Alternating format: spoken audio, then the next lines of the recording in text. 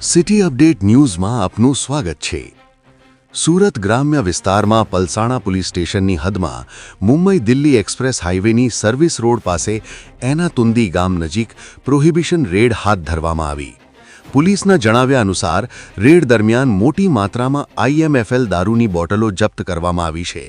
કુલ 3,948 બોટલો અંદાજિત કિંમત ₹12,77,000 જેટલી ગણવામાં આવી છે।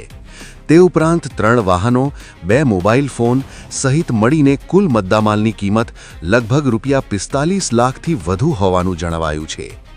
એક આરોપીને પોલીસ દ્વારા કસ્ટડીમાં લેવાયો છે, જ્યારે કેટલાક અન્ય આરોપીઓ વોન્ટેડ તરીકે પોલીસ શોધી રહી છે। કાયદેસર કાર્યવાહી માટે સમગ્ર મામલો પલસાણા પોલીસ સ્ટેશનને સોંપવામાં આવ્યો છે।